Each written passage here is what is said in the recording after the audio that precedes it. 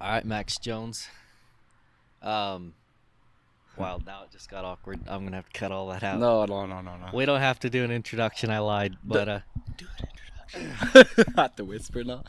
Pretend like no one's hearing me.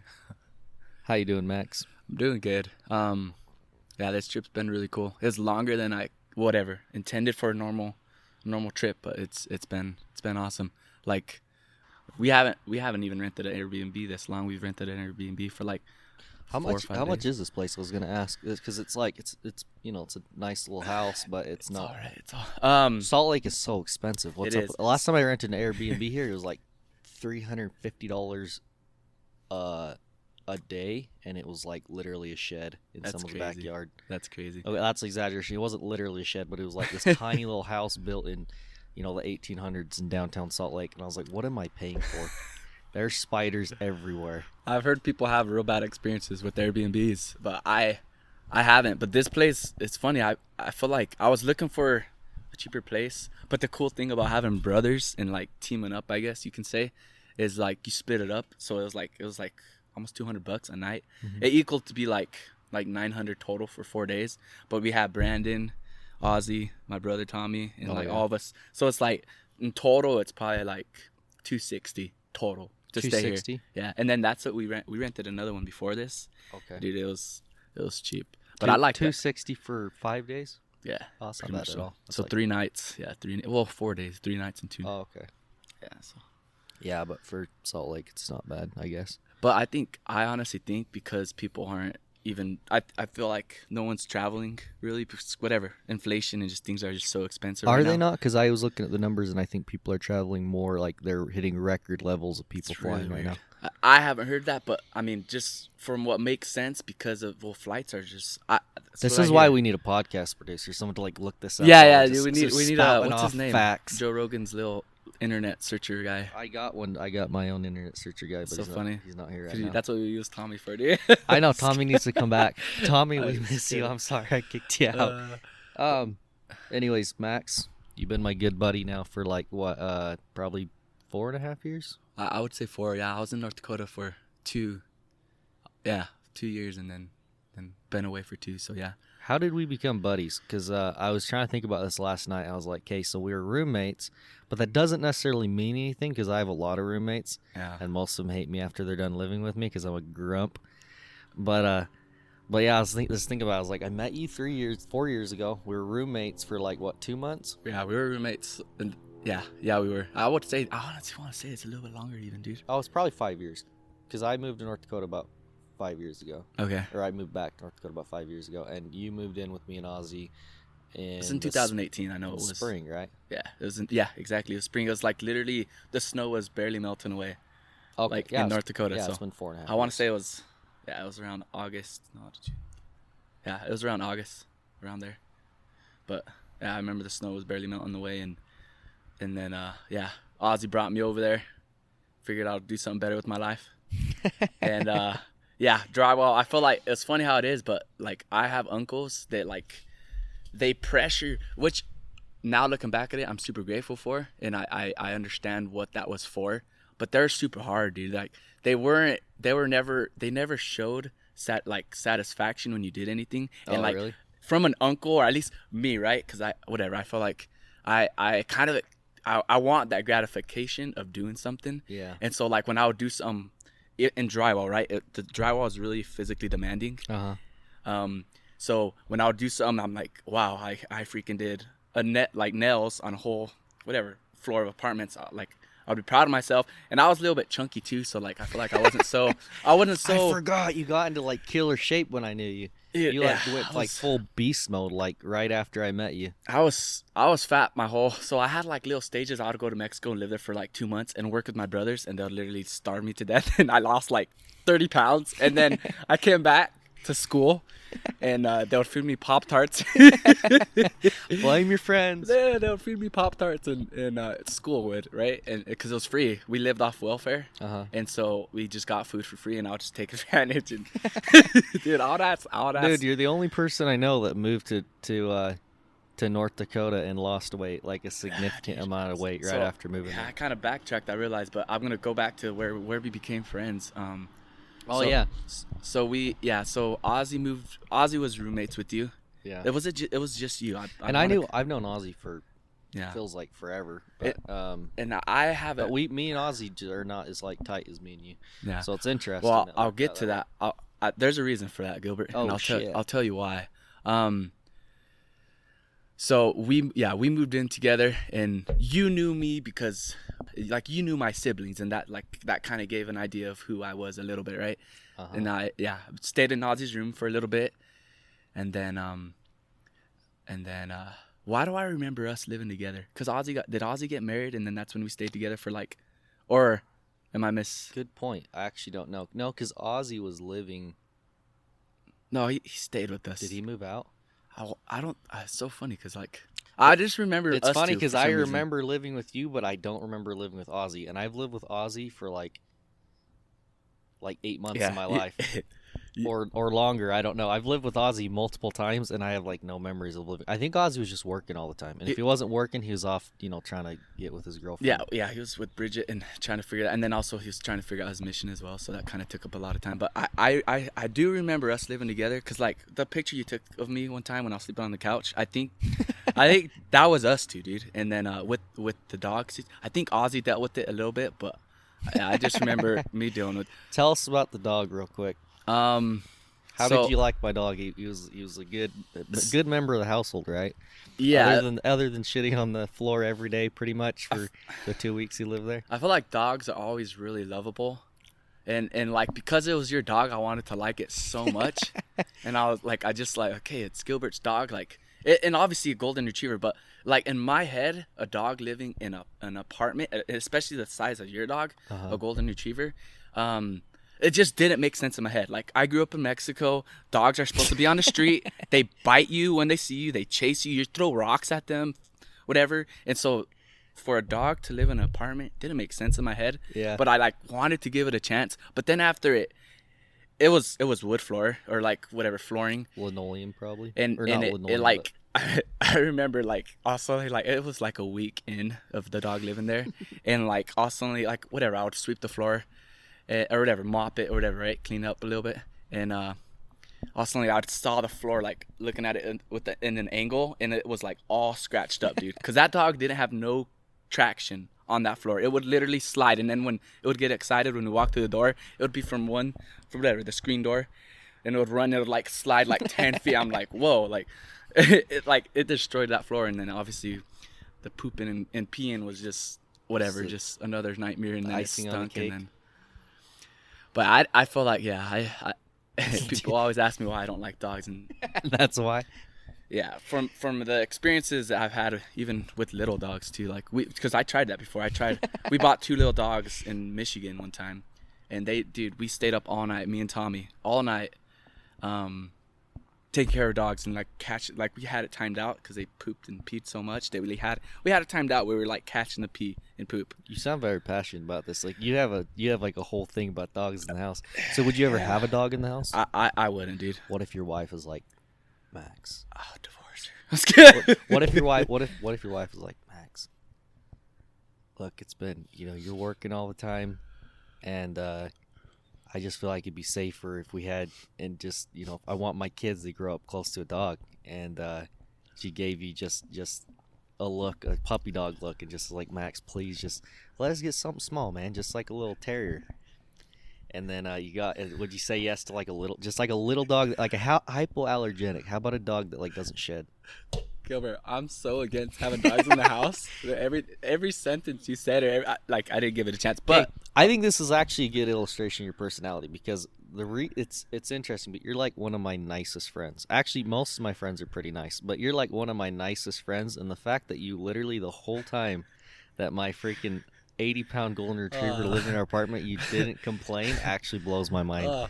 I remember that dog shit everywhere. I fed him hot dogs from the saltwater disposal, and I don't remember, I think I left the house or something, but I come back and there's liquid shit. I was so traumatized, dude. I was so traumatized. And you were just like, hey, Gil, it looks like your dog he had an accident on the floor or something, because you told me about it. It smelled so bad. I don't even think I cleaned it up. I think I had It for lean didn't look cleaning up like because poop, I dude. couldn't do it.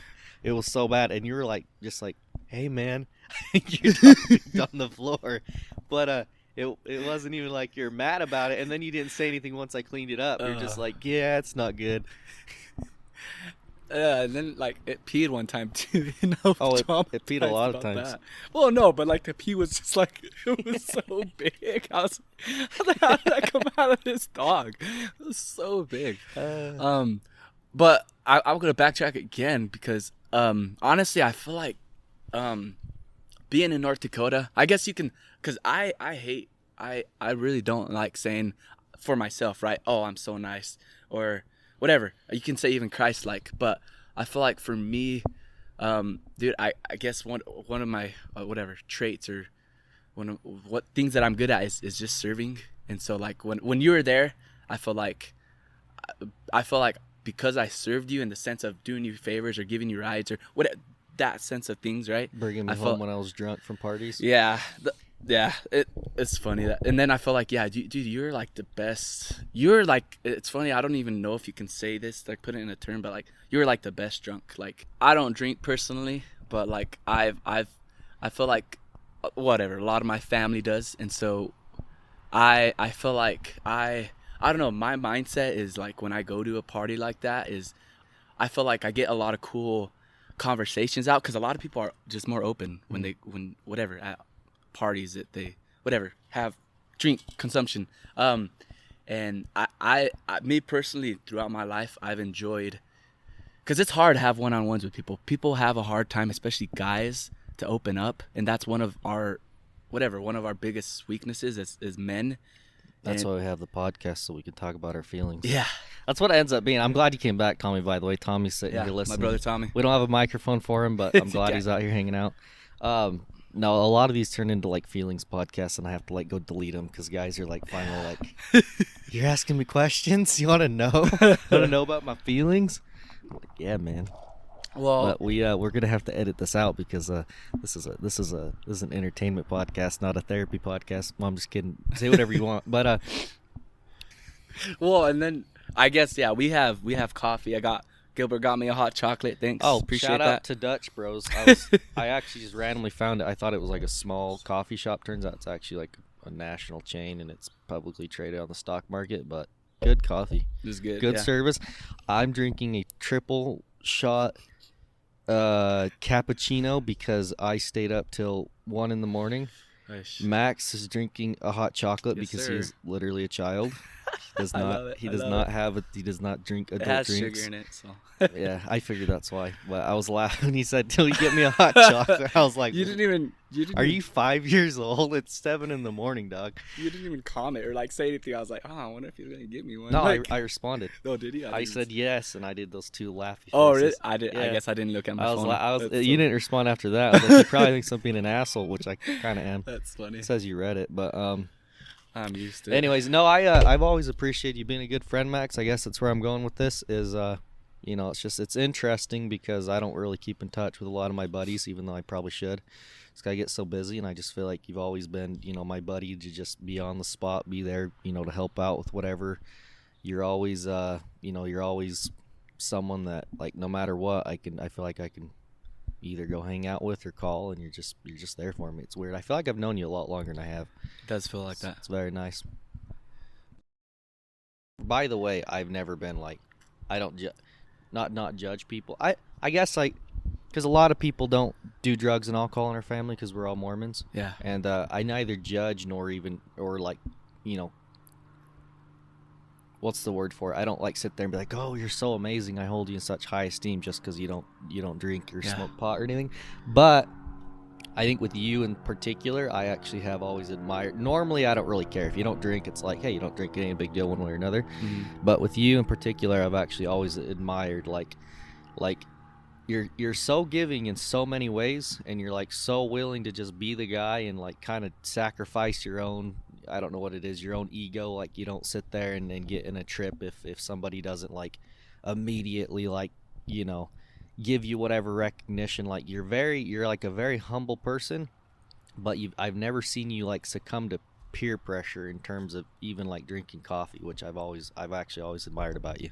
Just the fact that like you've been a straight arrow pretty much since the day I met you. And if you're like secretly pounding, Red Bulls when I'm not looking, then I don't know what to say, but yeah. Nah, yeah. Red Bulls are. I don't drink Red Bulls, but in the sense of even caffeine, that's a different story. I drink caffeine. Oh, you do drink caffeine? But yeah, that's you get technical, right? I mean, I feel like it's whatever. The word of wisdom is something that I attain to or try to follow, right? But technically, you can get around it, right? But Yeah. it's technically not in the word of wisdom. Caffeine is. So I don't drink Red Bull because it's not healthy. Mhm. I lean more towards healthy energy drinks, if that makes sense. Okay. Just like whatever. Oh, No, I was just gonna. well, I was gonna say, so what is that about you? Because is it more just something in your personality where you feel like you just really enjoy that feeling of like self improvement, that you don't drink alcohol or consume any substances to get kind of that little buzz to get you through the day or whatever? Or is it more just growing up and seeing your own family kind of being, or I guess your dad being kind of like an alcoholic that makes you like, so like, hey, there's no way I'm touching that? So Because a bunch of your brothers do drink, you know what I mean? yeah, oh yeah. My older, so yeah, that's the thing. So like my older brothers that were around my dad when he was an alcoholic, they drink, but like even because they drink, I feel like, dude, like they're like whatever. I look up to them so much. Like, dude, like they don't let that crutch them, right? Or be a crutch to them so much. Mhm. And like, and that's the thing with me, dude. Like, and you've seen this too. Like, I don't whatever. Like, I know what judging does to a person when they don't do something right. Like, and so, or like a part of the crowd, right? You can say, and like embellish on that a little bit. so like, I mean, I guess you can say the world, right? And I feel like I don't want, not necessarily I don't want to lean on religious background, but like I feel like whatever, the world is just they in the sense of like, hey, drinking alcohol, they have a leniency towards it, like, hey, drinking alcohol a little bit is not a big deal. Like, Yeah. it's fine. But like they have a leniency to where, and I understand that leniency. Like, hey, a little bit of alcohol is just fine. Like, whatever, balance or whatever you want to say. Like a little bit at a time is just fine. And then also a All lot things of people in have, moderation, basically. yeah, and like I understand that, and but for me, dude, like, and I'm gonna go back to this, why I don't like, and I've realized that even with health over time, I'm like, man, I'm so, but yeah, like it was a lot of my experiences in life. I feel like it led me up to not want that, and obviously growing up in the LDS church, like that had whatever, that was a reason. But what kept me so firm and like not movable in the sense is going to AA, like I was saying, dude, and seeing the worst of like people at their absolute rock bottom. the worst, and dude, just those people I met, dude. I was like, it's funny, I was a kid, but I understood those people in the sense of like alcohol screwed up their whole life. Like, it, seeing those people so broken, and also, sorry about that. You're good. It just affected me as a kid real. And then like my dad never really opens up in front of people. Like, he's more like so much, right? But AA allowed him to do that, dude. And it's funny, like my dad laughs about it, the whole situation, like him going to AA, and then like, cause that humbled my dad big time. Oh, like, yeah, dude. Like, if there was anything that like, cause my dad, he wasn't. I'm gonna say this. He wasn't really. My dad grew up hauling wetbacks across the border, dude, and he was as hard as it gets. Hard times make hard men, and he was as hard as it gets back in the time, and for the law, he was a kind of man that was like, hey, the law isn't gonna tell me what to do, but like, he was lawless in Mexico. You can break the laws. Like, that's, as a people back then, especially, dude, they broke all the laws. All the laws. There was no laws. And growing up in that, he moved to the States, and was like, oh, these people I'm lawless. I'm freaking invincible here. Yeah. And then the law just literally cut him up. But that was his growing, I'm gonna kind of narrow it down. But yeah, That's so interesting because I can relate to that in a lot of ways too. It was the same thing with my mom because, she just went her whole life basically thinking a certain way and had some misconceptions about what the law really said, what really constituted I don't want to get into it, but she had some misconceptions about what the law constituted child abuse as. And then when it finally came down to it, and I basically was like, hey, call your bluff, freaking, call the cops. yeah. And it didn't go I her remember way. that story. Telling us.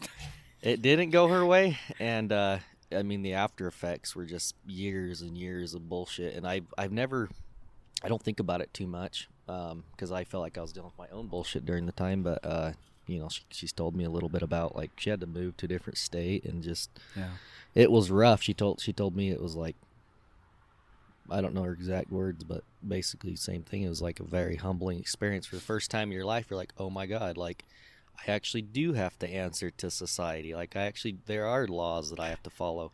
But for whatever reason, and I don't even think it's like it's 100% like a bad, because I'm the same way. Like I've broken a lot of laws, over the last few years, or not the last few years, but just throughout my life, I've had to in certain circumstances, because you got to do what you got to do to get by.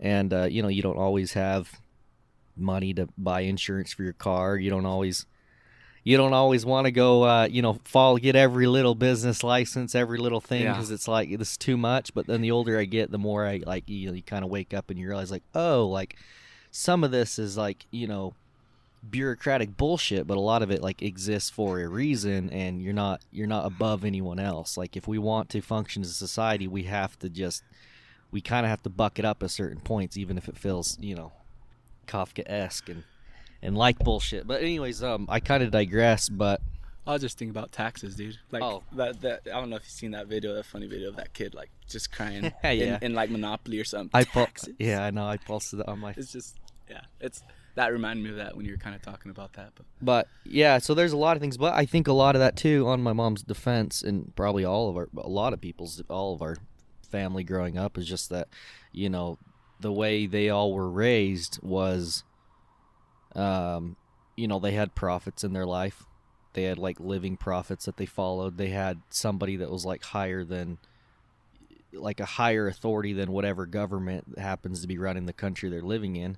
And so to be raised with that mindset of like, oh, we are the best, we are, the chosen people or whatever. Not to get into it, but and then also having to have like a rough life where you have to really, really work your ass off in order to make it work. Like I do understand where a lot of this comes from, but it's I think in just broader society, a lot of times it just doesn't work out and ends up biting them in the ass later on, because they want to be, you get it stuck in your mind that you're above the law, and you're above everyone else, and it does come back and bite you in the ass. Yeah. It ends up being a humbling experience. For sure. Although to swing the other way, I mean, the government's kind of bullshit. Let's be honest here. A lot of this is bullshit. Yeah. Especially all the COVID shit. Yeah, that was bad, dude. It's funny how I feel like our generation is gonna look back at that, right, and realize whatever, just have a awakening. And I feel like in a way I almost feel bad for us, because how a lot of people just I guess mask is kind of even a smaller picture, but like just that kind of stuff, that kind of like, hey, all right, government, we're gonna do this, like no, like there was no, in the sense of like free will, and like you weren't able to like, oh, decide for yourself, or even like when it came to research, dude, they would take posts down that weren't in line. And it's funny, I hope people from in the future listen to this to realize like you weren't even able to post something that wasn't following the guidelines. Like it's I think everyone knows that. Yeah, but future generation, there you go. Well, yeah. I do kind of wonder though. I guess I'm on both sides a little bit, because on the one hand I'm like, okay, government overreach obviously leads to tyranny, and every time we have tyranny, it leads to just mass suffering and death and all kinds of shit. But then also at the same time, it's like maybe this will be a blip, and we'll look back and be like, oh, like we were just still trying to figure out how to run because it's really just information, right? Oh. It's information. That's kind of the big. I feel like if I had to summarize all of the problems we're going through in kind of like this period in time, it would be how to regulate the flow of information in a way to where you're not hampering freedom of speech, but you're also taking into account that there are real world ramifications of the spread of false information. Yeah. Because I mean, holy shit, we have so many family members that, not even just family members, there's just so many, like I would say the majority of people that I know, you disagree with everybody you meet. I'll put it this way. You disagree already with everyone you meet. Everyone already doesn't see eye to eye. Me and you don't see perfectly eye to eye on a lot of things. Yep. Me and you can sit here and we can have this conversation and we can agree on a lot of things and we can find common ground. But like, I don't know, you're not a really controversial person, so I can't think of a specific example, but there's so many people I know that will send me, like a little TikTok video they found. Yeah. Like a 3-minute TikTok video where they're talking about, oh, the United States is building, underground tunnels and concentration camps, and this is the mass extinction, and the I don't want to talk about the jab because I don't want to get this pulled off YouTube, but they'll come up with all these wild conspiracy theories, and I'm like, dude, first of all, that's obviously not true. Like, it's so obviously not true. I don't understand how you don't understand that's not true. And also, like, why are you getting your information? Like, do you realize you can't just base your life decisions on like a 3-minute TikTok video with like no other research? But there's so many people that it's like, okay, you're supposed to be somebody that you're part of my core group of people. Even if I'm not that close to you, people that I love are very close to you. Like, how do you believe this? Like, how are you like watching this and like walking away from this saying, oh, this is true? You know what I mean? Like, people fall for the stupidest shit. I fall for shit once in a while. I think the reason I don't fall for more stuff is because I just don't care that much about a lot of things. And so like, I just don't care to really like, do the research to figure out if it's true or not. I just just in and out. Yeah. Just right through. But there's just so many people that fall for so many dumb things that, those dumb things have real world ramifications on their life. Maybe they're going to move to a different city. Maybe they're going to spend their money on different things because they're believing, the things they're reading on the internet. And the worst thing, and I think this is actually, something that doesn't get factored in enough, is how many people are reading the news and watching what's going on around them, and then watching somebody online that has a hot take, one of these Alex Jones figures, and I don't even know that much about Alex Jones. I know he's actually right a lot of times, but getting a hot take from somebody with a confident voice and a loud, affirmative way of speaking, and they're choosing, instead of, even if they're not actively going out and acting on any of the information they're getting, they're hearing the information and it's causing them to withdraw from society and withdraw from a lot of the systems we have in place, which makes things worse. Because there's so many older people I know and young people that don't want to get involved with any of their local politics. They don't trust law enforcement. They don't trust, their schools. They don't trust anybody anymore. And so not only is it's like we have problems in all these institutions. I think the public school system's pretty fucked, and obviously we do need some police reform. We need a lot of reform in a lot of areas, but it's people act like everything's corrupt, and because everything's corrupt, a lot of the best people, the people that are kind of on the spectrum a little bit in terms of like neuroticism, maybe, like the people that naturally are mistrusting of things, like those people are withdrawing from society. They don't want to be involved. And the problem with that is you need neurotic people to be involved in society. Because like I'll open up a little bit here. I'm a little bit neurotic. Like, I have a radar that detects shit, whatever it is, whether it's bullshit. I watch people, and I always tell people I'm super judgmental, which isn't completely true. It's not the whole story, but I have like a radar, and it's constantly running. I'm constantly watching people, and I'm watching your behavior, and I'm watching Tommy's behavior, and I'm watching this guy's behavior, and I'm constant, and sometimes I get wild thoughts about people. I'm like, hey, that guy's kind of a creep. Why is that guy so friendly to all the little kids? Like, I need to keep Yeah. an eye on this guy.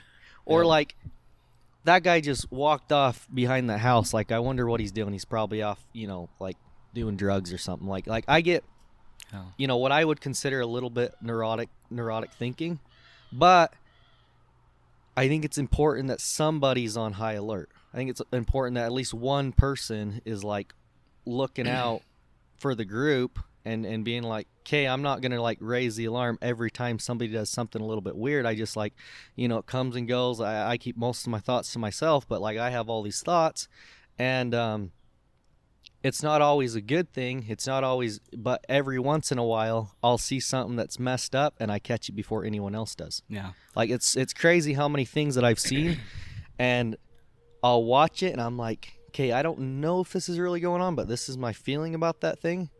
And then I'll watch the situation, and a little bit later it'll be like, oh, I was right. That person was about about to get a divorce with their wife. Oh, that person was, You have a tendency to, and I've noticed this, right? You're, and I've just a couple of times, knowing the situations that you've guessed correct, but you have like a tendency, or like I'm gonna say just your gift of reading people, dude. Like I've noticed, like just hanging out and just being around you whatever, you can read people a lot better than other people. Like some things that I don't think about a lot, that you already like, whatever, you already, which obviously you are saying, right? It can be a bad thing. Like it depends, right? But like, I appreciate that. We have different personalities, but here I actually I'm going further with this. It takes all kinds of people, is what I'm saying. Yeah. But here's the thing: as somebody that's probably a little bit higher up on the neuroticism scale, myself, like somebody that has these thoughts where I'm like, I don't know if that's a good person. Maybe we should disown this person. Maybe we should kick this person out of the group. And like people are like, no, Gil, you're over it. Just chill out. Come on, like you got to be nicer than this. But like as somebody that's already like that, my instinct when I see all this information that the world's ending, you look at the news and you just assume that we're 5 minutes away from the apocalypse at any given point. You know what I mean? Yeah. But as somebody that's already like that, and I realize that people that are a little bit, that are hyper observant of everything going on around them, those people have two options basically. They can completely tune in and and get fried basically, and just feel like the world's constantly ending, or they can completely tune out. And for me, I just have to tune a lot of stuff out. Yeah. And because there's so much noise, There's and a lot because of I have to information. tune so much stuff out, it actually causes you to withdraw from society, which makes society worse. Because now you're not paying attention to where everything's going, and you can't make any kind of a change because it feels like such a shit show, it's not worth saving. Yeah. Which isn't true, because if you actually look around us, life is pretty dang good. Life is if you look at the facts, life is better than it's ever been for anybody. But it seems like today, in 2022, and for the last, ever since I was a kid, people are talking about, the Democrats, the Republicans, the whatever. People have always been pessimists. But it seems like, and I guess time will tell, we'll have to look back on this moment and decide if things really were horrible and we were about to go off a cliff, or if things were actually really good and we just didn't know it. Yeah. But if you look around us and you look at the actual facts of what's going on, most of the time, it seems like we're in this golden age of peace. It really does. People are living longer. People have care. They have, like, nobody's dying because they're starving to death. At least not in America. We're like in this perfect golden age almost. And I think that if we do have major problems as a civilization, it's going to be because the culture goes insane. Yeah. Because all the people that are really worth a damn withdraw from society because it's just too much to handle, and all the people that aren't self-aware enough to like find a happy balance ruin the culture. Yeah. You know what I mean?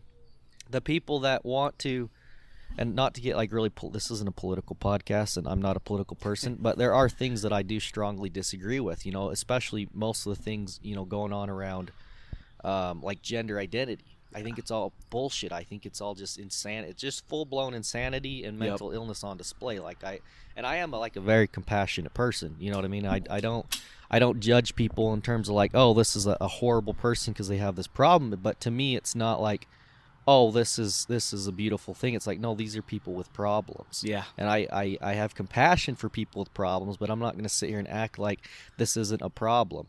But the problem is that when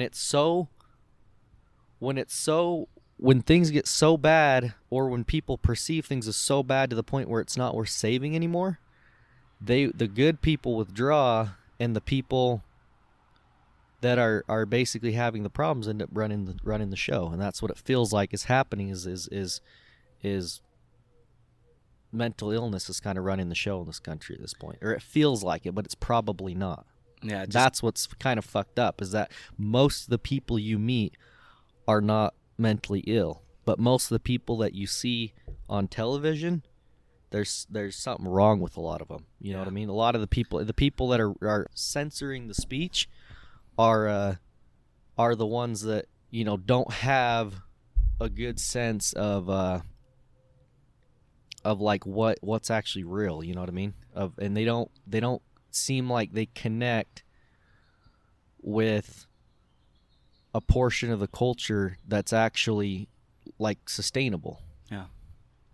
One of the biggest things I'm thinking about is like, I just feel like we just have way too much information, and so I guess something that helps me out.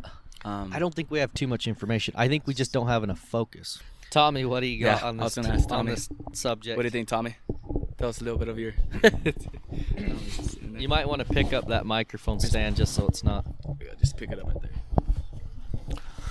No, I was just thinking there's so much negativity in the world, and sometimes I guess it could be overwhelming, and good people almost are paralyzed to even care or do anything in the world. Because they feel like it's not worth it. Yeah, it's not worth it.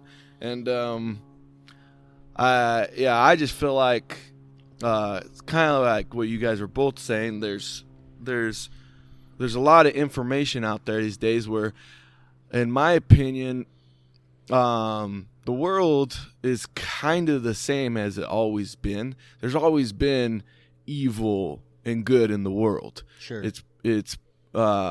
It's probably there's probably more extreme things now because there's more people in the world and there's easier access to I think good or bad. I think there's a lot more good things in the world than back then, because I feel like it's just easier for people to communicate together, get together, and go do a fundraiser and go do good things. And I also feel like there's some extreme bad things out there. It's just easier, same thing, communicate, get together, and everything that way too. And then just with the news and everything, I feel like both those things are easily magnified and showed and portrayed to the world, where back then you only heard what happened in your local town, all the all the bad things. But the thing, it's hard to cut you Go off. ahead. Well, two things. One, I hate doing like repeats of things I heard on Joe Rogan, but I hear so many good things on Joe Rogan. Yeah. But one of his guests was comparing the news cycle to like, and this is like I think the best illustration, but someone was comparing the news cycle to you watching the news being like a meerkat with an iPad. It was Duncan Trussell. I just remembered. Duncan Trussell said it's like you watching Fox News is like a meerkat in the middle of the savannah in Africa with an iPad, and the iPad has on display a video of every hawk within like a 30-mile radius, or every hawk in the continent of Africa, because you know meerkats they live in the colonies, the holes, and the meerkats, they stand up on their hind legs, and they have one that just looks around, and all they do is they just look out for predators all day. That's like their one job. You've seen them standing up, and so I've it's seen like Lion King. yeah, so it's like if you gave one, if that meerkat's sole job is to keep the community alive, to keep the other meerkats alive, and it just chills all day and looks for predators, looks for hawks. But if you gave that meerkat an iPad with a video of every hawk within 100 miles, that meerkat would just be in a constant state of freaking out. You know what I mean? Because it's constantly looking at, oh my god, it's a predator, it's a predator.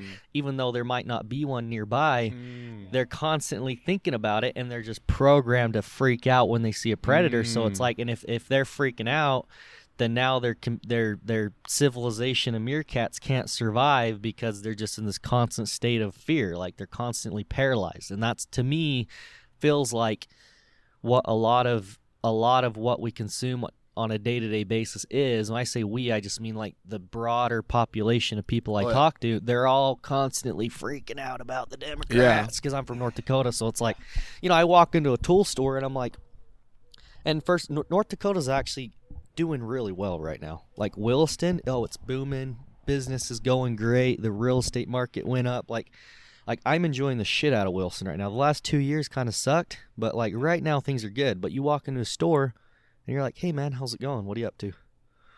Oh, I'm doing okay. Could be better. These damn prices going up. The Democrat and Joe Biden and Sleepy Joe, and he's doing the man and the oil and it's shutting down the pipeline. I'm like, wow, well that's interesting. Like, this is what's on your mind every day, and I'm like, well, what do you think we should do to change that? Because I'll always ask people, like, if they're gonna tell me their problems, they also have to tell me a solution to their problems, or else don't bother. You know what I mean? They're like, well, we need an open season on the Democrats. I'm like, dude, things are better than they've ever been. I mean, obviously there's some shitty things going on, but it's like, but overall, just our little town is doing great. You know what I mean? But to the other thing that you're saying about people used to only get, whenever tragedy happened, it was only like local tragedies that they heard about because, news didn't travel very quickly. You might get a newspaper, once a week or once a month or even just once a day. Even if you got a national newspaper once a day, you read the news in the morning. And then you go, but I don't even think that's been around that long. But just like, let's just go back 100 years, and if you wanted to get information from the West Coast to the East Coast or the East Coast to the West Coast, somebody had to fucking go on a horse. That letter may not have survived. That courier could have died. Like, if you wanted to send information, it was going to take you a while. You had to be committed, and it had to take you a while. But going back to that, I think tragedy is actually, in a lot of ways, as we've kind of seen even recently, tragedy is horrible, but a lot of times there's an upside to it because it brings the community together, and people huddle together, and they grow from it, and that's whenever something bad happens in your life, you're supposed to reflect, you're supposed to come together, and you're supposed to reflect as a community, and you're supposed to get better. And so, like, when something bad happens on a local level, it makes that local community stronger. It almost always does. But when things are happening bad all around you every second of every day, nobody has time to even like grow from the experience. It's just causing everyone stress, and then they just continue about their day, and they also never get to go through like the grieving process. Like, this is something I just barely realized because, and we'll go into it a little bit more later, but this is something that I've never realized or really thought about that hard, is that there's like a whole grieving process when something bad happens. You know what I mean? And depending on how bad it is, it might just be like a day, or it might be a week, and sometimes it takes, years for people to recover from something bad happening. But with every small thing that happens in a community, like, you need that process to happen for people to like walk away from the situation feeling like complete and also like improved in a way. You know what I mean? Like, to have learned from that. And if people, one, are having that experience all the time, where they're experiencing tragedy in their minds all the time, it's not healthy. And if they're not even experiencing the tragedy together with people they're close to, then they're not growing from any of it. So I have a question real fast.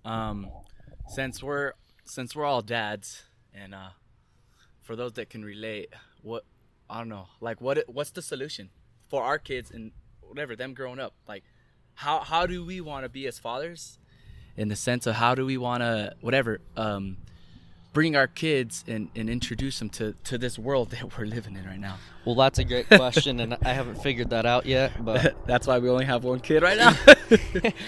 well, Tommy's having a second, but yeah. We'll put it in the middle. if I had to like make a guess as to how I'm gonna raise my kids, and excuse us for the random airplane ruining our podcast right now, but I'm gonna be like a little kid. Helicopter. There's a little kid that did that yesterday at the park. It was pretty funny. I don't know. I don't have all the answers for raising kids, but I would say that, you know, a lot of it's just going to be, you know, you're going to have to expose them to it. Like, you're going to realize that whether you want them exposed to these things or not, they're going to be exposed to it. And I think, to me, I would say one of the most important things, I think anyone could agree with this, is just being there and having a really close relationship with your kids. Yeah. Because they're gonna it's the Wild West out there. No matter what you want for your kids are gonna experience and learn about all kinds of things that you don't necessarily want them knowing about. And when they encounter those things, I just hope I have a good enough relationship with my kids that they're gonna come to me and ask me what I think. I don't think you can avoid it, honestly. The biggest thing was I was just like, hey, because we have kids, and mainly I guess you can broaden this whole spectrum, right, of just like, it's good. And I feel like when I come to it, right, I feel like a lot of times we always underestimate our abilities as people. Like, for instance, when I was gonna have a kid. You don't have to get closer. Okay. Just when I adjust this, just keep doing what you're doing. I'm just turning. Yeah. A tiny bit. Yeah. So like, and I feel like even hearing people, right, like their abilities of being dads, it's really interesting because like when it comes down to it, I feel like every time I've questioned in the past if I was going to do a good job, right, I feel like I've always surpassed my thought of what I was thinking, right? I always did better than what I thought I was going to do. Like delivering my kid, dude, like it was, yeah, for instance. How was that? Dude, it was crazy. It was, in my opinion, dude, it was a miracle because I was in Texas and my wife was already in California because that's where we were going to have her. She was in Baja, but all her so my wife's mom has 19 kids right now. Not polygamy. That's all by herself. And so she's had all her kids in California in the same hospital where my wife was born. That's where our kid was born. That's really special. For comfortability, right? I obviously wanted my wife to have a kid in LeBaron, have a midwife, typical thing, typical LeBaron thing, and whatever. I was like, okay, we're gonna have it in a hospital, and but dude, my wife was a week early. Oh wow! And I was in Texas, and I was literally leaving that night. I was wow. I decided, I was like, hey, I'm gonna leave tonight, and I'm gonna drive over there, and whatever. It's gonna be a week till you have your baby. That's what I thought. Okay. And so I started driving, and With an your hour wife in the truck? No, my wife was in California. Oh, she was already in She was already in California. Okay. And I was driving already. This is the crazy part.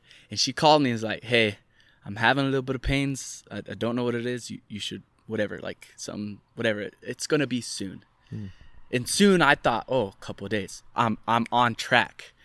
And I started driving, and 5 hours into the drive, I'm on my way to the hospital. Oh, dang. You better start driving fast. Uh-huh. And I'm like, oh, freak. Like, I'm good, right? In my head, I'm good. Typical labors, 30 hours, your first pregnancy. 30 hours. Or around there. 24. It's a long pregnancy, right? A long birth. A long birth, yes. And so I'm driving 4 hours, whatever. Not even 4 hours, like an hour later. Hey, your wife is at... 3 inches, right? Expanded, whatever, like level 3, you could say, right? Dilated. My terminology, dude, sucks. You're good. Here's the thing, Max. You have so many thoughts, and you have so many thoughts that come so quick. Like, you're a quick talker. Yeah. And that's the good thing about podcasts, because you can reflect on that. But yeah, she was dilated. Your wife was dilated. She's dilated at 3, and so.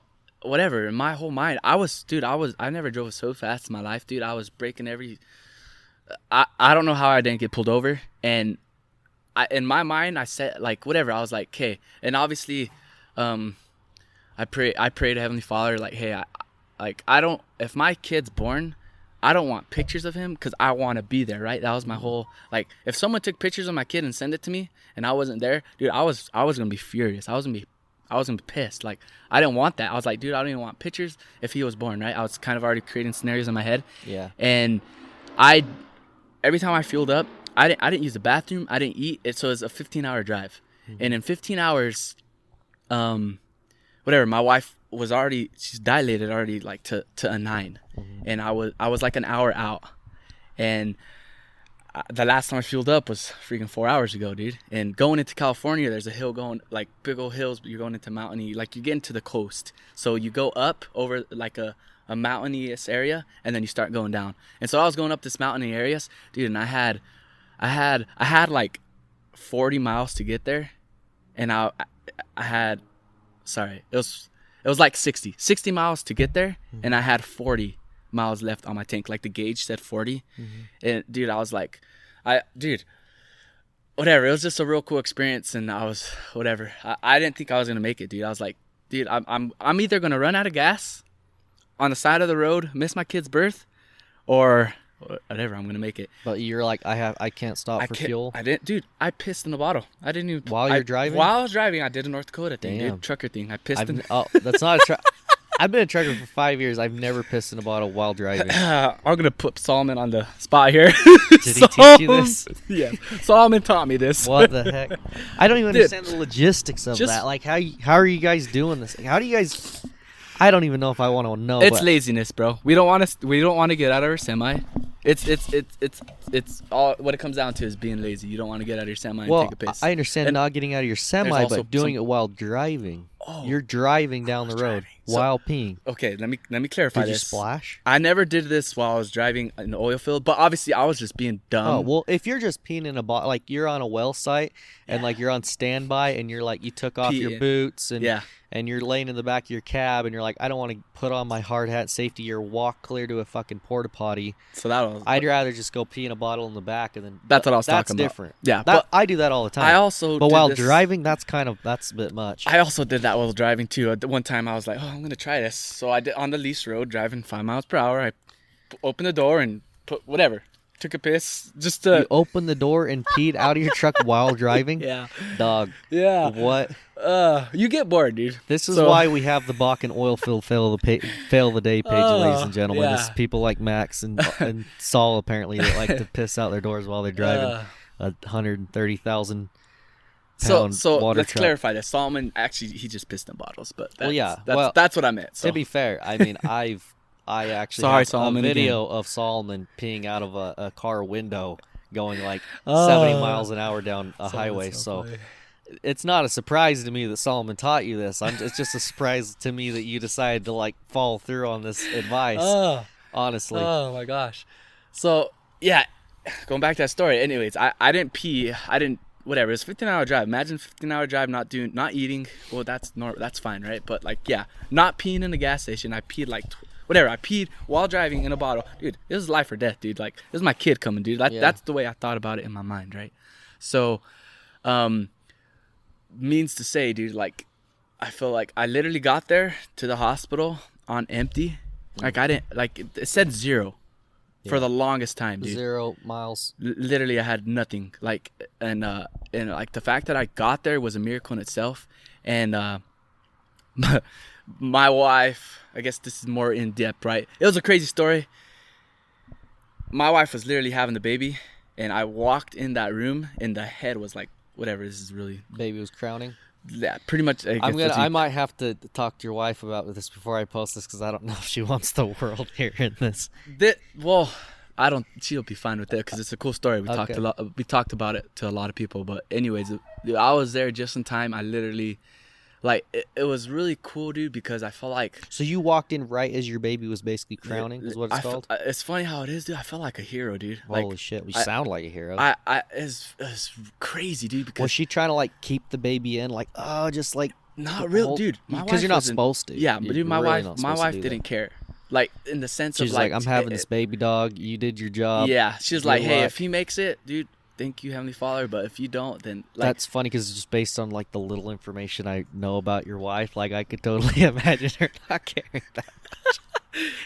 Dude, Not that she wouldn't care, but just being like, I'm a strong, independent Baja woman. yeah. So, like, for everyone And that her mom was there, right? my mom wasn't there. Her mom was there. Her mom was there. Thank That's what I goodness said. my suegra was there, dude. That's good. She wouldn't have had a baby without her. Like, obviously having 18, 19 kids, Oh, she's yeah. experienced.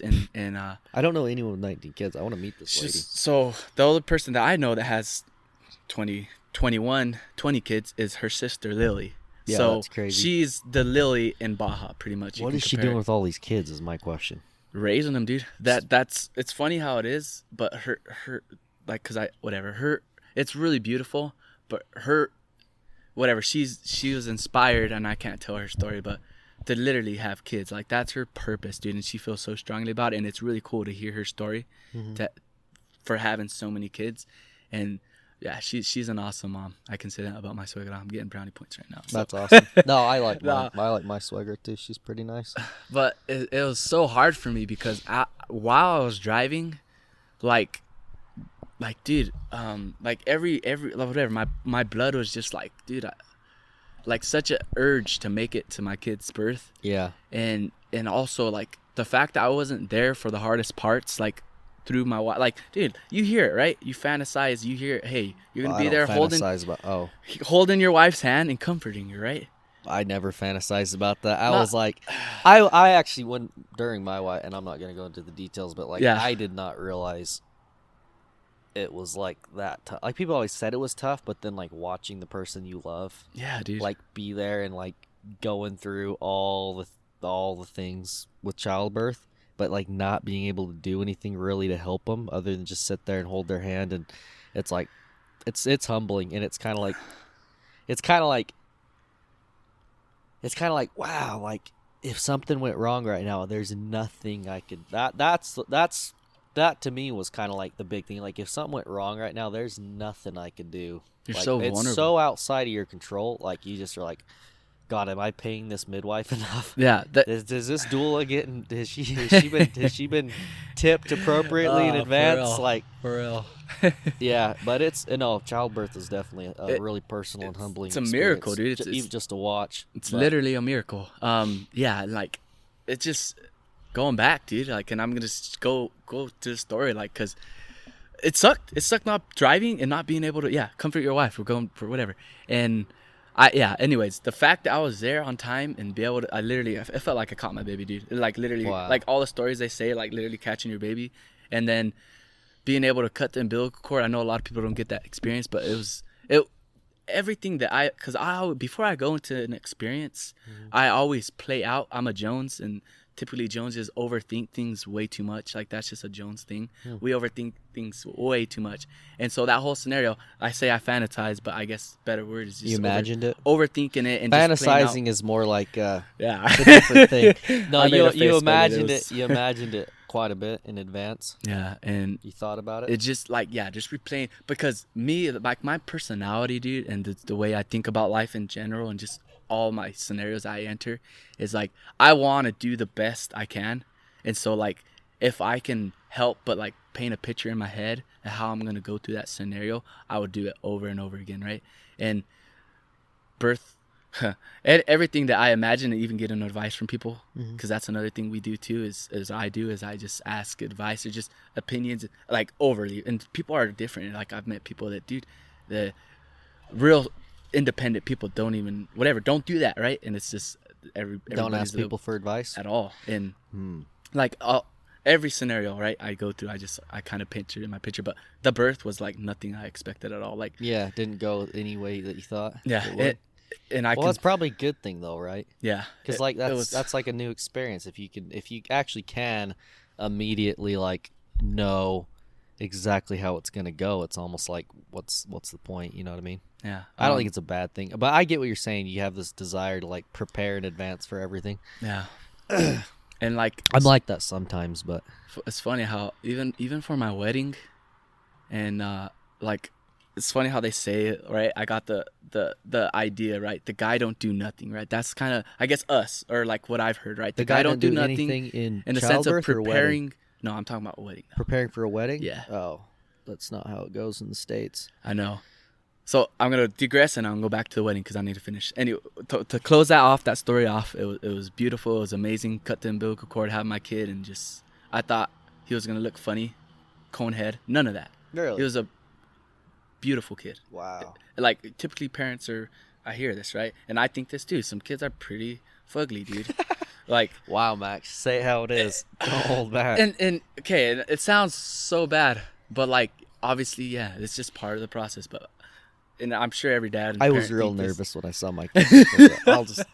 I love my kid. I was nervous the first time I saw her. I was like, oh, what's wrong? Is she okay? Yeah, it was. That's great. So yeah, like everything I expected. But going back to what, remind me again what we were before that. Oh, we were just talking about. I was just making a joke because you said you didn't expect to do anything at the wedding. Yeah. There you go. Back to that. That was my point. Like even even for our wedding, yeah. Like here, even being in parts of wedding, like the guy just, hey, the girl, it's her dream, right? So like they're gonna plan everything and do everything. The guy's forking up the money, not necessarily doing everything. It was funny how it was my wedding, dude. Like which made it such a cool wedding because a lot, you can tell a lot of effort was put into it, and it was just like it was really cool because I totally got a different perspective of weddings, dude. Like and even in life in general, dude. Like it's so with your wife and yourself, like you're a team, dude. Like our wedding was so, and I say this because other people said this, so I'm just gonna relay what other people said. Our wedding was really, really awesome. One of the best weddings people went to. And that was it was because hey, I was real detailed, and that's kind of how I am as a person. I'm just real detailed when it comes to things. So That's cool. I'm gonna take a pee really quick. You know what's so I'm funny? I was literally thinking, I was like, I don't know if you noticed, I was like kind of laughing because I was literally like when Tommy was talking at that corner. I was literally, Are you thinking about going and peeing in that same corner too? no, it's paused, right? Yeah, I'm gonna pause it real quick. Oh, there we go. We're going again. Nice. You didn't go inside. I didn't. You lied. You lied to the podcast. civil- You lied to our audience. You Well, wanted to make it look like you weren't gonna pee in the I was backyard. going to the bathroom and then I saw a little corner over there, and I was like, you're an animal. I don't want to go to the same corner you did, dude. Well, everyone's already peed in that corner. I can tell. That's so funny. That's like the perfect pee corner. Hey, before we get But- back to whatever our conversation, just like to say, just whatever. It's a beautiful day, dude. Just kind of going back to whatever, just center. I'm really glad and real thankful that we're able to sit down and conversate and just talk about whatever. Conversate. Yeah, it's funny. Max, you have like your own language. I do. You just like pick words that are close to the words that are like, you just pick words that are close to words that exist, and you're like, this is close It's enough. funny how it is. We just like to conversate. No one ever corrects me, and so like obviously on this podcast we're gonna be a little bit more particular, or just more. No, I'm gonna be honest with you. You haven't been that particular. You've used a lot of words correctly, and I've been like, should I correct you? It's okay. I think it's funny. It's part of your charm, but yeah, also like, I'm laughing at you. it's funny how it is, but like even like when I talk in public, right? I'm always thinking to my head, I'm like, hey, people are gonna understand what I'm saying, right? Like if they're gonna get the idea of what. That's a lot, honestly. Like I feel like that's a lot of reason why I'm not the greatest at telling stories either, is because that reason right there, and this goes back to why I'm so. All these thoughts in my head, right? Is because a lot, and I just want to get them out. Well, look, I always send the raw audio to the person that I did the podcast with, just so they can because this podcast serves multiple functions, but one of them is just kind of like a self-improvement thing. Like listen to the way that you have a conversation with somebody, and I think a lot of people go back and listen to them. Are like, wow, I know at least. Myself personally, I go back, I'm like, wow, I didn't know I sounded like that. Like I could improve in this area, but I'll send you this audio. We were talking about that too when we were listening to. I'll send you this audio, and if you absolutely if you're like, damn, off the back, like whatever, the first thing I'm thinking is I don't think I'm gonna whatever have anything whatever cut or anything, but then I'm thinking about like probably will, because I'm probably gonna say something that I'm like, that sounded funny. That's not the right word. That's not. Oh, you're. it's just part of the process, which though. is cool. I'm real. It's also like, hey, now that I'm a little bit whatever older, you learn a lot about yourself, right? Yeah. Like when I was younger, you didn't know about this, but like in the sense of why I'm so I forget. Like I told you at the beginning of this. What? Okay, so actually, yeah, let's go, because that was something I was going to ask you. Because I would describe you as nice, but I feel like that's too general of a term. How would you describe yourself? Like how would you describe like your overarching personality trait? Because I could tell you mine. I think my overarching personality trait, according to me, like what I think is both like my, because a lot of times your best personality traits are also your worst personality traits. And so, like, to me, my best personality trait is that I can call out bullshit really easy. And I don't have a hard time speaking. You're blunt about it. You're super blunt about Everyone tells me I'm blunt. But the downside, the bad part of my worst personality trait is that I'm blunt, and sometimes I just say shit. And I mean it, but like maybe I didn't mean for the person to feel the way they felt after I said it. Yeah. Because like even yesterday, I'm not gonna go into it because it was kind of rude. But I said a few things, and I'm like, and like as I was saying, I was like, oh shit, like that person, like I meant it, but I also kind of meant it in a joking way. Yeah. But yeah, no, but that's like my best and worst personality trait is that I'm incredibly blunt. How would you describe yourself? Like, what's your positive trait? And then tell me why it's your negative trait afterwards. But what do you feel like your biggest strength is, Max, as a person? So, I think my biggest strength is seeing through people's. You can say bullcrap, but like for instance, when someone is really cocky or that's what they portray.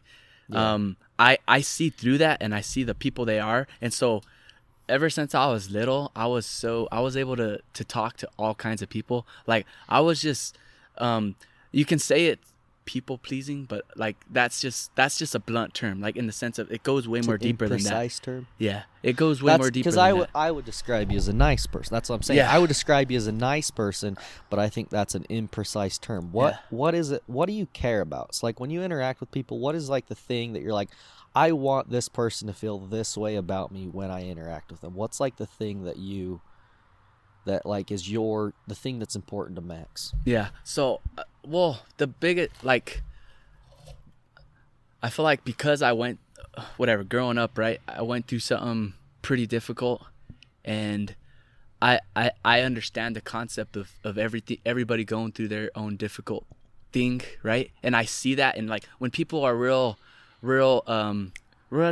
cocky, or their personality seems to block people out. I feel like I see people for who they really are. So when people are like that, a lot of people get offended, and a lot of people get a negative experience from how people are, right? If they say things that are maybe offending. But I feel like I see through that, and you don't get offended. And I don't.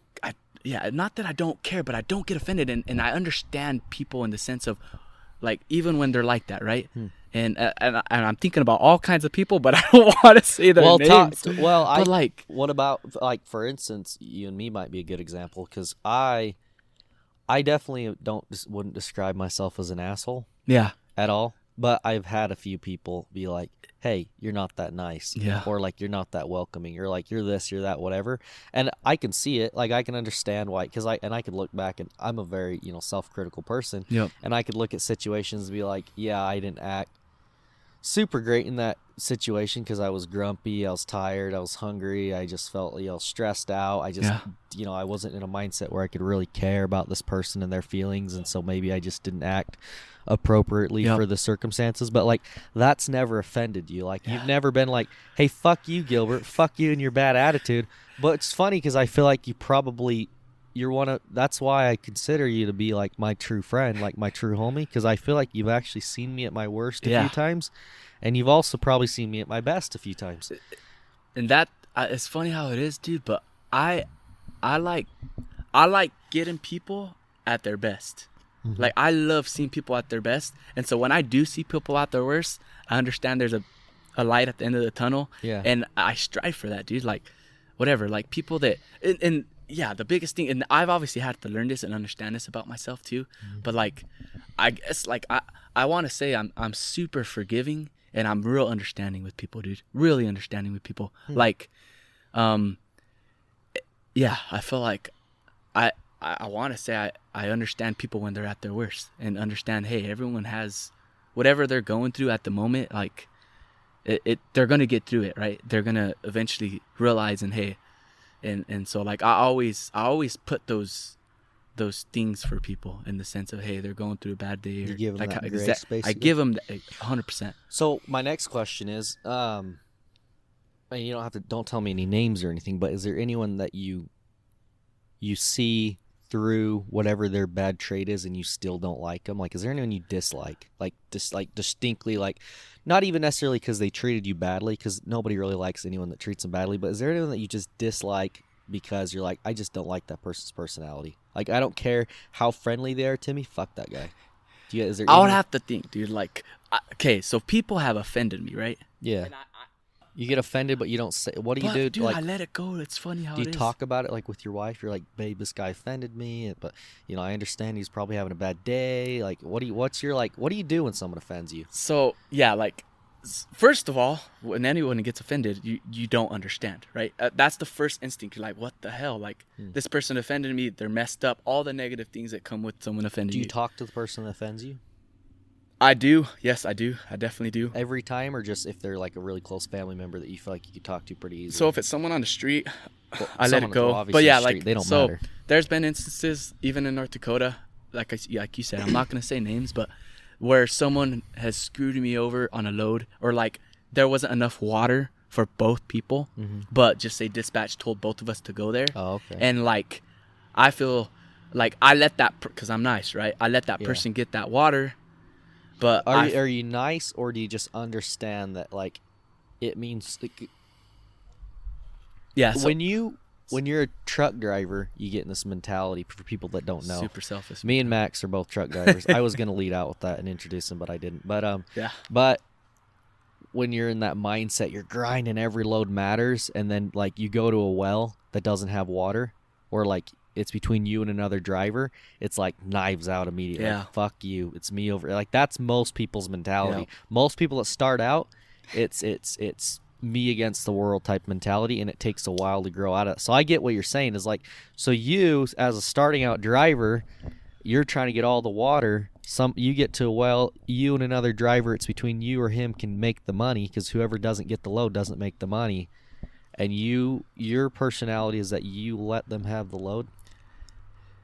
Yeah, if it comes down to it, right? You'll let them have the load, and sorry, I cut you off about the You're good. offending, but you've had a situation where somebody just, instead of talking to you about it, they just said, fuck you, I'm here, I'm taking the water. Pretty, and it's funny how it is. I've heard this saying before, but money makes you do things, dude, that you would never think like you would ever do. In the sense of like, when money can be real evil, and when people want that, you will do whatever you can do to get to get that extra dollar. Like, people will screw people over to get the extra dollar. But I've realized that after it's all said and done, dude, that guilt comes in, and like, I've seen it multiple times, like especially in the oil field, dude. Like, people want to make money, and if they can make an extra dollar or an extra extra money more than they have, right, originally, Yeah. they'll do it, and they'll. So when that person, I'm sorry, I cut you You're off. good. And I You're threw good. off the You're conversation. trying to make but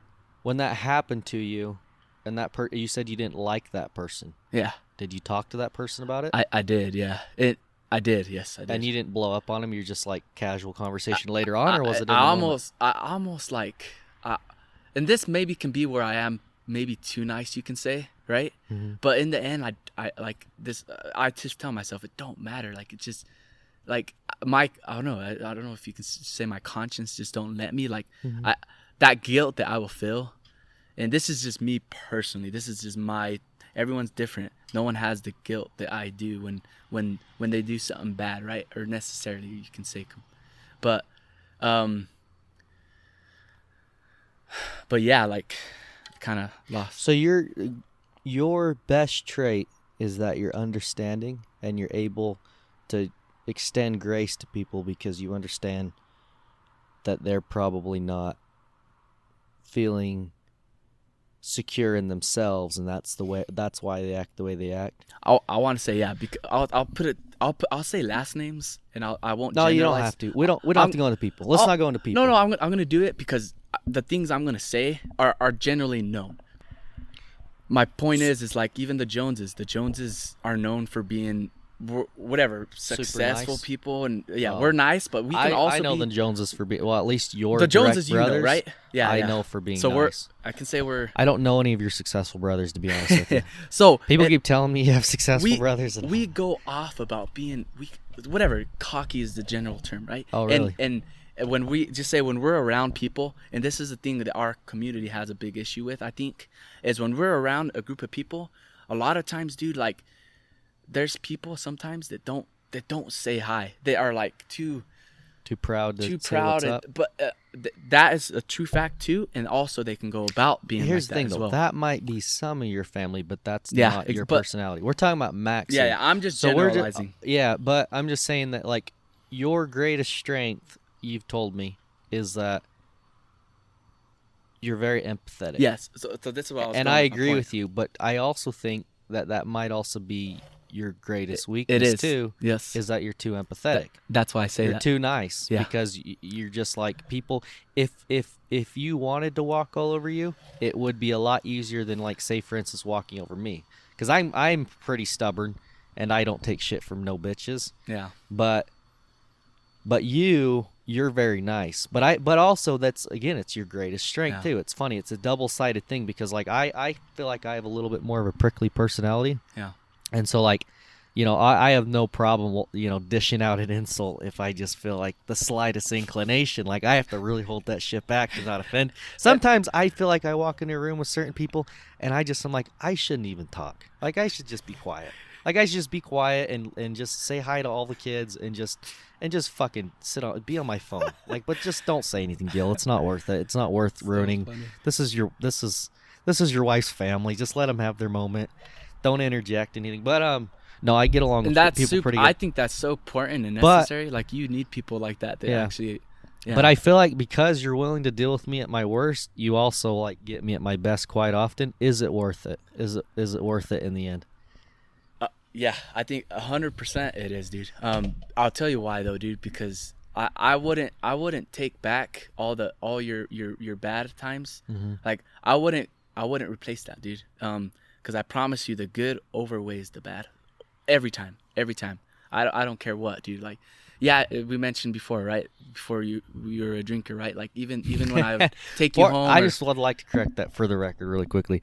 I was a drinker for a very brief period in time because I was just young and wild and free and hanging out with a lot of other drinkers. And I'm glad you're clarifying. I'm not really a drink. I actually don't have an addictive personality at all. But the reason why I even said it is because whatever that was just something small, but like that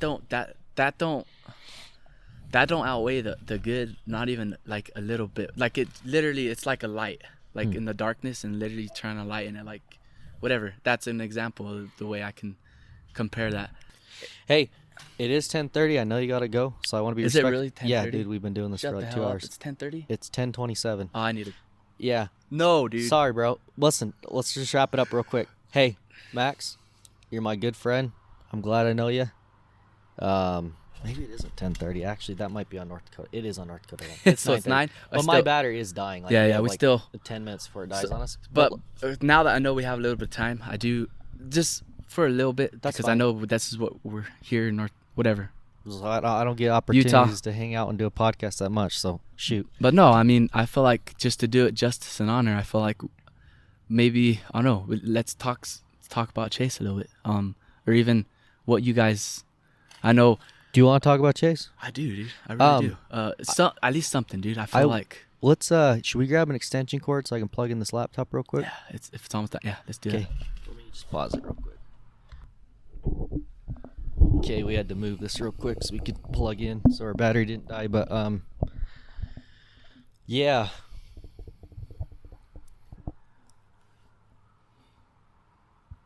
I don't know. It feels like it was obviously pretty soon, but this is the first time I've ever lost somebody that was this close to me. honestly. Chase was obviously both our friend, and he left a space that can't be filled by anyone else. That sounds cliche, but everyone has a really unique personality. I think Chase especially was a really great blessing in both our lives. It was super unique. His personality was, like everyone talked about. He was like whatever, such a ball. Like I don't know how else to describe it, but just a joy, dude. Like every time I saw him, his smile obviously would come to my mind, and just like his little laugh, like like his laugh, and then it was just always real excited to see people, and that definitely has affected me big time, like in the sense of how to treat people, like first impression, like how kind of we were talking about, like Chase was good at making friends. Chase was really good at making friends.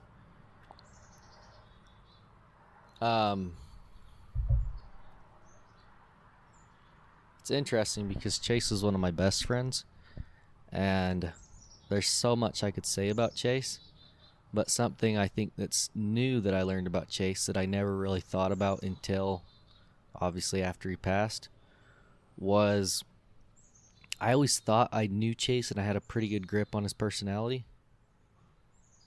And I always thought that me and Chase, like I never really thought too hard about why we were friends, but Chase was kind of like the yin to my yang in a certain way. Like he was the opposite of me in a lot of ways. He was super friendly and accepting of everybody, and I'm like super judgmental. You know what I mean? yeah. And it was actually one of the things that drove me nuts sometimes was that Chase wanted to be friends with like all the riffraff around town. Yeah. And I only wanted to be friends with like some of the riffraff. Yeah, I feel like Chase hung out with almost everybody, dude. Like he hung out. Like I remember, like we had our group, and then Chase just like everybody just hung out with everybody.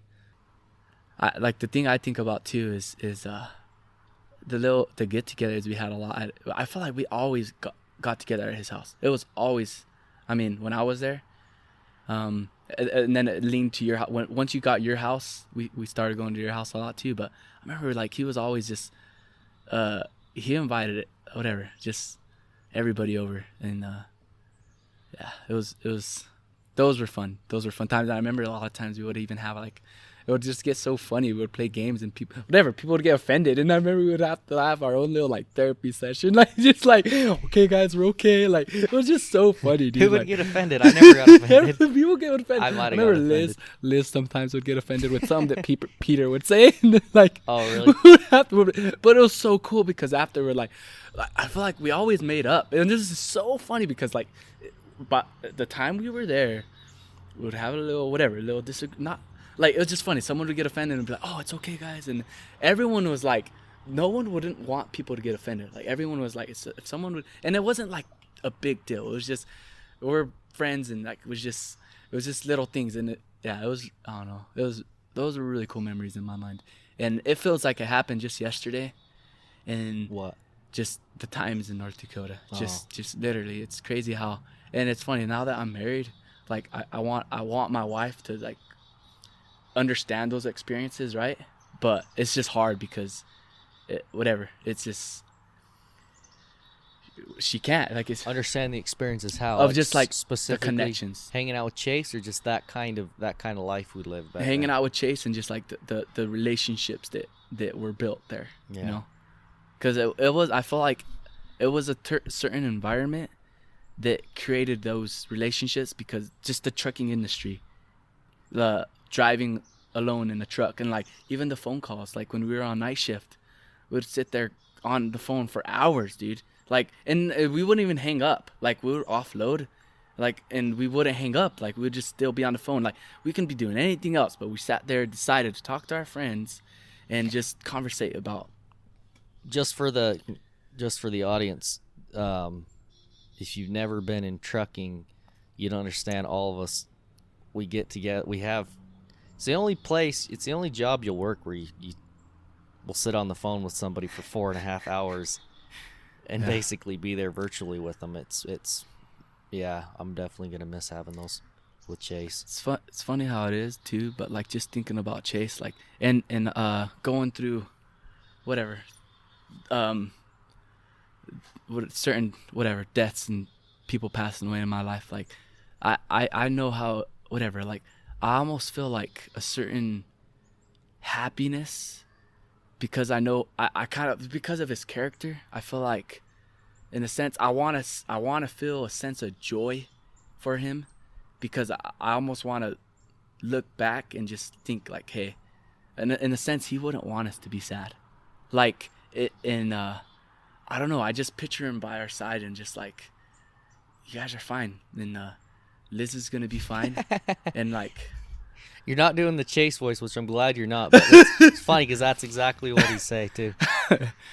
yeah, I'm not good with impressions, but like yeah, I don't know, dude, like I just because I know how he could be positive at times and just like I just feel that hey, he would want us to mourn but also be happy too. Yeah. And I think that's probably a good thing to end with. We love you, Chase. Love you. Glad we knew you.